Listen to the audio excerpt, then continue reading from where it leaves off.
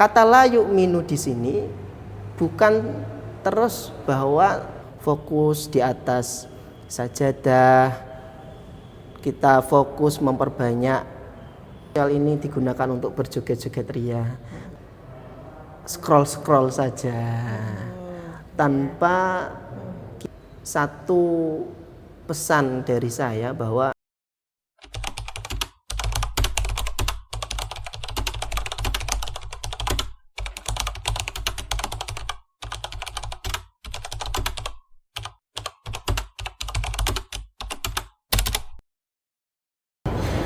Assalamualaikum warahmatullahi wabarakatuh. Waalaikumsalam. Bismillah, alhamdulillah, assalatu wassalamu ala rasulillah, la haula wala quwata illa billah.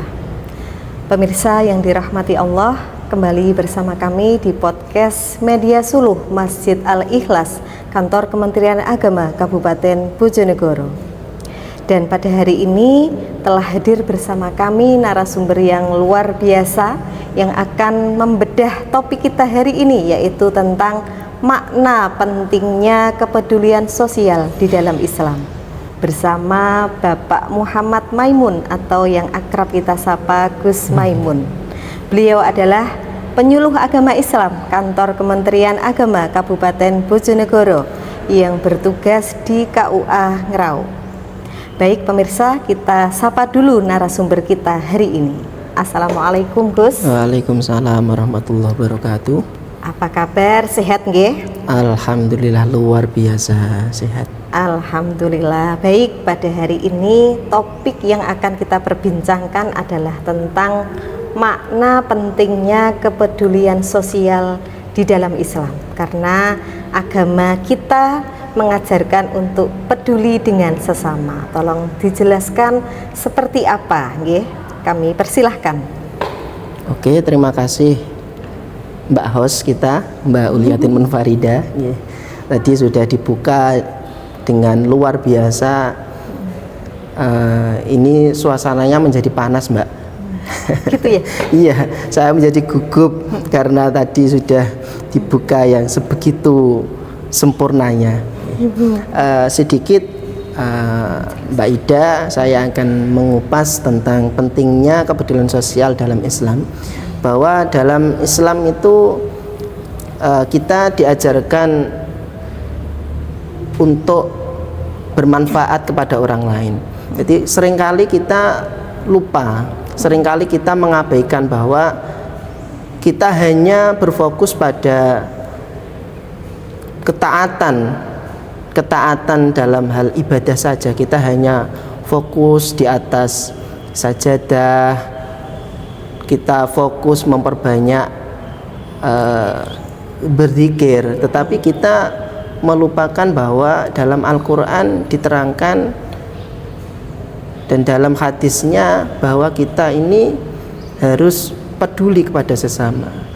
Khairun nas anfa'uhum linnas, bahwa sebaik-baik manusia itu harus bermanfaat kepada orang lain. Jadi dalam manfaat ini bukan secara lahiriah saja, bukan lewat harta saja, tetapi kita juga manfaat secara batiniah. Kita berbagi ilmu walaupun sedikit, walaupun satu huruf di TPQ dengan niat ikhlas, menjaga generasi-generasi setelah kita ini menjadi generasi yang islami, generasi yang taat kepada Allah tetapi juga peduli kepada sesama. Selain itu dalam Al-Quran, dalam hadis juga diterangkan bahwa tidak beriman seseorang ketika seseorang ini belum mencintai saudaranya seperti dia mencintai dirinya sendiri. Maksudnya gimana? Kata la yu'minu di sini bukan terus bahwa manusia ini akan keluar dari Islam ataupun tidak mempunyai iman. Tapi di sini diartikan bahwa tidak sempurnanya iman ini, bahwa kita diajarkan untuk tidak egois dalam hidup di dunia. Kita tidak dianjurkan untuk hidup individual, karena kita ini sebagai makhluk sosial, kita juga membutuhkan orang lain. Jadi ketika kita ini ingin dipuji seseorang, ingin disenangi seseorang, kita harus senang kepada orang itu. Tidak serta-merta kita ingin dipuji tetapi kita kepada orang lain kita menjatuhkan. Ketika kita ingin dibantu orang lain, kita cuek ketika orang lain itu kena musibah. Ini tidak sejalan lurus dengan ajaran dalam agama kita, Mbak.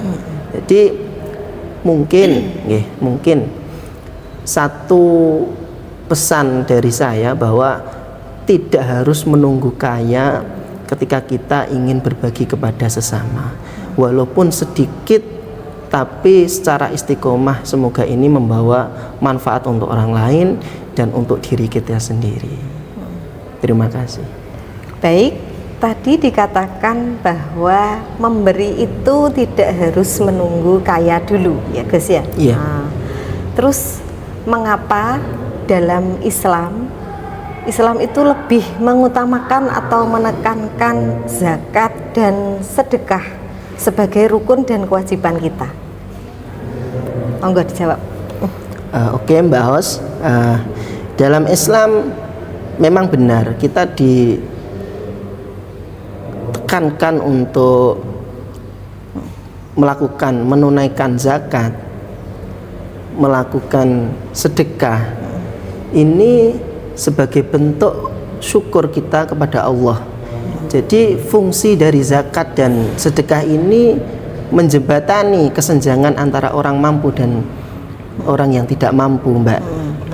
Bahwa zakat dan sedekah ini bukan sekedar transfer harta atau uang saja, tetapi ini suatu distribusi kepedulian kita kepada sesama, bahwa kita hidup di dunia ini bukan hanya saja mengumpulkan harta, tetapi kita juga harus peduli dengan sesama. Jangan sampai cinta kita kepada harta melebihi cinta kita kepada Allah Subhanahu wa taala. Mungkin zakat dan sedekah ini adalah bentuk cinta tulus kita pada Allah, Mbak. Gitu. Oke, lalu apakah ada batasan untuk peduli dengan sesama ini? Misalnya apakah hanya untuk sesama muslim saja, Gus? Tidak, sama sekali tidak, Mbak. Tidak. Bahwa agama kita, Islam ini adalah agama yang rahmatan lil alamin. Bahwa kita diajarkan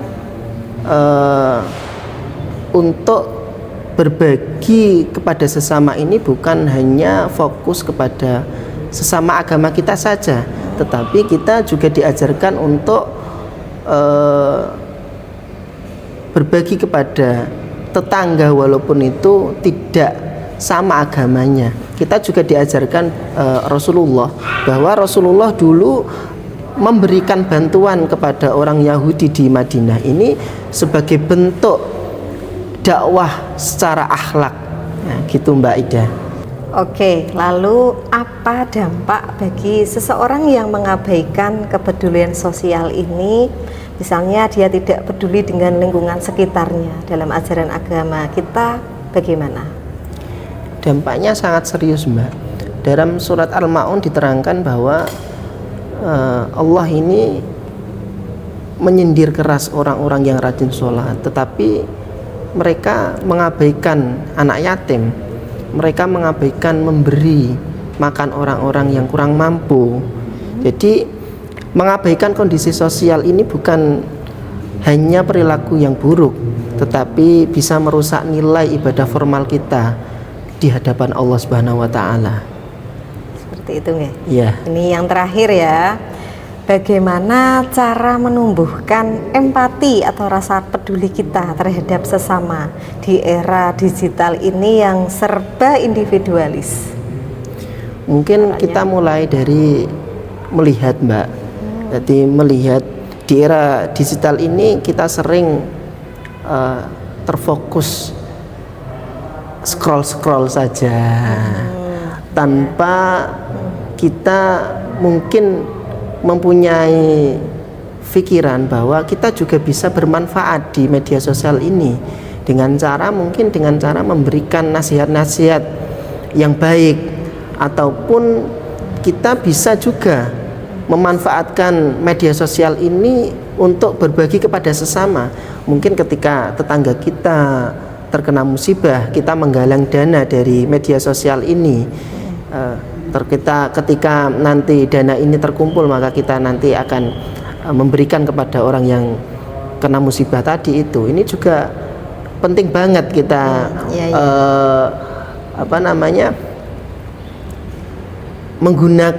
benar-benar menggunakan manfaat media sosial ini untuk peduli kepada sesama, Mbak.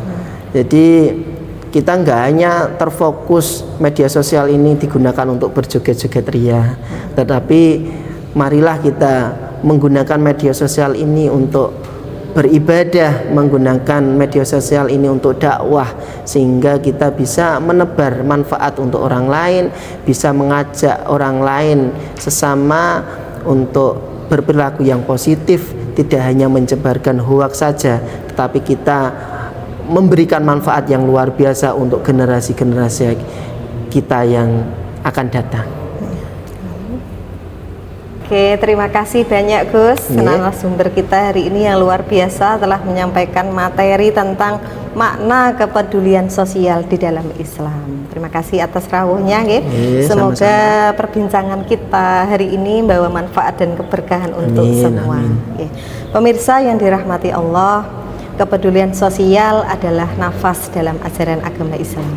Jangan biarkan hati kita menjadi keras karena kesibukan dunia dan tidak peduli dengan sesama. Ingatlah, karena tangan di atas lebih baik daripada tangan di bawah, dan sebaik-baik manusia adalah yang bermanfaat bagi sesama. Sampai berjumpa di sesi selanjutnya, tentunya dalam podcast Media Suluh Masjid Al-Ikhlas Kantor Kementerian Agama Kabupaten Bojonegoro. Mohon maaf atas segala salah dan khilaf. Kami akhiri. Wassalamualaikum warahmatullahi wabarakatuh. Waalaikumsalam warahmatullahi wabarakatuh.